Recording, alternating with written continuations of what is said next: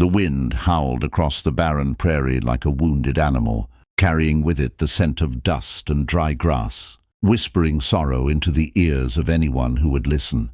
And as the lonely cowboy named Elias rode his weary horse along the broken trail toward the next town, he heard a sound that made his heart slow and his reins tighten, a sound so small and fragile that it almost blended into the wind. Yet it pierced deeper than the howl of any storm, the weak cry of a little girl sitting by the charred remains of a campfire, her dress torn, her cheeks hollow from hunger, her tiny hands clutching a ragged cloth doll whose stuffing poked out like wounded flesh. And when Elias dismounted, boots crunching against the brittle earth, the child lifted her hollow eyes to him and whispered words that froze him more than any outlaw's bullet ever could. "We lost Mama. She went to find food and never came back," her voice trembling like glass about to shatter.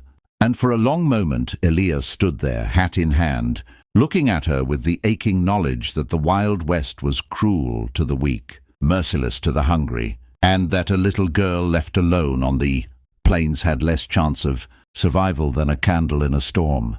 But something stirred in him, something older than his loneliness, deeper than his scars, the memory of a promise he had once made to a woman long gone, that if he ever came across someone helpless, someone small and starving, he would not turn away as so many had turned from him in his youth. So he crouched before her, his rough voice softened by an ache he could barely hide.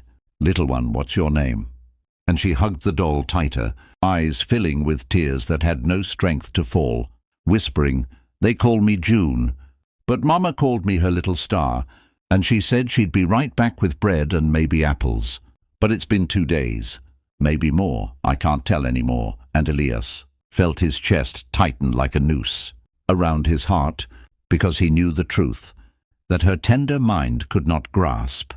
If a woman had gone searching for food in the wilds this long ago and not returned, she had likely met with bandits, wolves, or worse. Yet he could not tell her that, not yet. Not when her fragile hope was the only thing keeping her alive. So instead, he unstrapped his saddlebag and pulled out a strip of jerky, kneeling as he offered it to her small hand. And when she grabbed it, devouring it like a starving bird, he felt both sorrow and relief wash over him, sorrow for the cruelty that had brought her here, and relief that he had arrived before it was too late. And as the sky deepened to a bruised purple, he gathered wood, built a small fire, and watched her curl close to its warmth, whispering to her doll as though the fabric ear could hear her secrets, while Elias sat silently staring into the flames, torn between the path of his solitary life and the sudden burden of a little girl's fate. Yet even as doubt gnawed at him, a voice inside him spoke, quiet but unyielding, that maybe, just maybe, this meeting was not chance but destiny.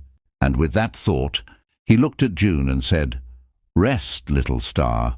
I'll keep watch tonight." And she, trusting him without reason, closed her eyes and drifted into a sleep that carried both sorrow and fragile hope, while Elias sat under the starlit sky, alone yet not alone anymore, knowing that from this night forward his journey had changed forever.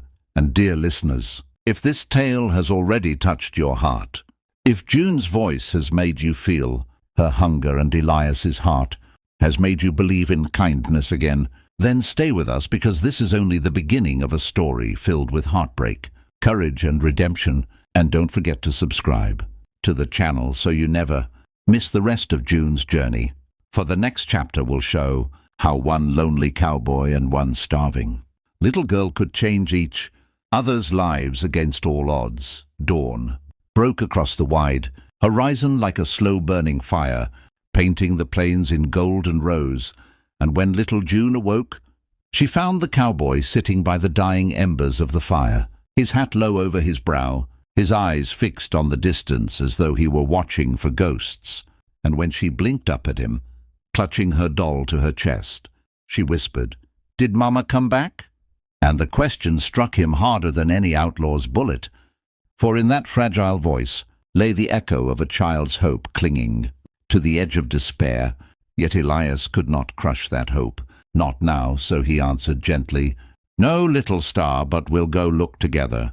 And she nodded, too weak to question, too innocent to doubt. So he lifted her onto his horse and rode with her across the endless land where the wind carried secrets and sorrow, following faint tracks and broken branches, until they reached a clearing where silence weighed, heavier than stone, and there among the thorns and shadows lay a woman's shawl torn and blood-stained, the colours faded but still marked by the hand that once wrapped it around. A little girl at night, and June slid down from the saddle, running to it with a cry so sharp it split the morning air, clutching the fabric as though by sheer will she could bring life back into it. And Elias stood behind her, heart aching, knowing he had found what she feared most, that Mama had never returned, not because she had forgotten, but because the cruel world had stolen her chance. And when June turned to him with tears streaking her dirt-smudged cheeks, whispering she said she'd come back, she promised. He knelt before her, his voice rough but steady. "Sometimes promises get broken, little star, but you're not alone anymore. I'll keep you safe, I swear it on my life." And in that vow lay a fire strong enough to fight every darkness of the prairie. For Elias, once a wanderer with no one to call his own, now had a reason to ride, a reason to fight and a reason to live. And as the days turned into weeks, he became more than just a cowboy to June. He became her shield, her teacher, her family, while she in turn gave him laughter where silence had lived, and hope where loneliness had buried him, until the world no longer seemed so empty. And dear friends listening to this tale, if your heart felt the sting of June's loss and the power of Elias's vow, then let it remind you that even in the harshest wilderness, kindness can still light the way. And if you want to hear more stories of love, survival, and redemption from the Wild West, make sure you subscribe to the channel, because this was not just an ending. It was a beginning of something greater, and every beginning deserves to be told.